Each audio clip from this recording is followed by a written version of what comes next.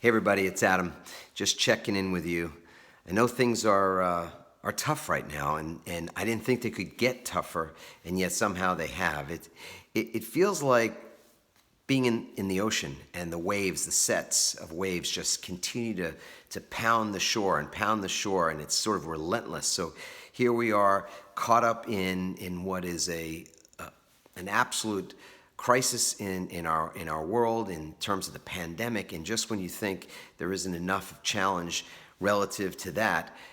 we have again this ongoing challenge in regard to how we treat each other, to the civility and the lack of civility that sometimes shows up, and to the out and out oppression and racism and every other unimaginable manner in which people treat each other, sometimes awfully. And I can just say right now that with everything going on, that one of the most important things that I can remind myself with, as these waves just keep pounding the shore, this sort of relentless surf that keeps threatening to sort of wipe us out with each and every passing set, that we have to take care of ourselves. We have to make sure that we don't get wiped out by the constant stress and the constant exhaustion that comes from taking on so much. And so right now, I know there's a lot on people's minds and a lot in their hearts, a lot that I am dealing with personally, just because I want to have an awareness of what's going on in the world, and what's going on in the world is sometimes really devastating, and to be compassionate and to have empathy for what's happening in not just our own personal lives or the lives of the people that we are with on a daily basis, our family and our friends, but to extend our compassion to people globally, and to people right, in our own towns, in our own cities, in our own countries, who are not being treated well, is just frustrating. It hurts. It hurts on the inside. It hurts the heart and the soul. And so I completely get the way in which many of us are responding to this, and want to just point out the fact that even in the midst of this pounding surf, this repetition of serious waves that keep seemingly crashing on us, we've got to take great care of ourselves. We've got to continue to manifest and maintain our resilience and if nothing more, our resilient spirit, to not become disheartened or to become despondent or to get so angry that we react, and that we react in ways that potentially can wipe us out, the way one of those waves might just wipe out somebody who's standing at the shore and not expecting that wave to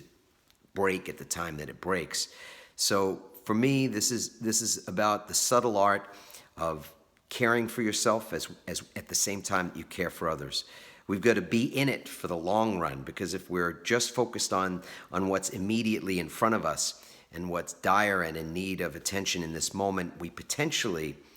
will cost ourselves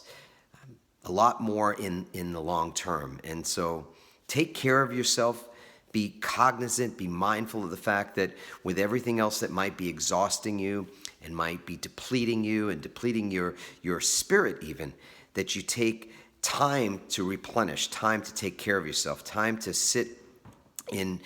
solitude and in moments of peace and of quiet in the midst of what is quite a chaotic time in our world. And so as you're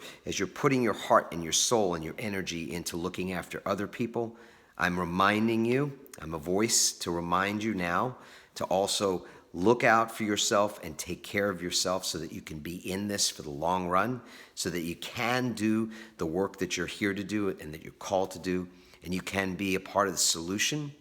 and not contributing in some way, even unconsciously, to the kind of exhaustion that is also problematic in our world right now. So with that, I will just say thank you so much for what you're doing, and for the space that you are holding for so many people out there who may be less fortunate than you, and maybe even for yourself and the challenges that you face. My heart is with you. Our team is thinking and keeping in our thoughts, first and foremost, the well-being of everybody, and not knowing more what to do than simply to share what we believe is the most relevant message at this time, which is to, as a society, for us to all be resilient as we move toward change. That's what's upon us right now, the waves of change. Okay.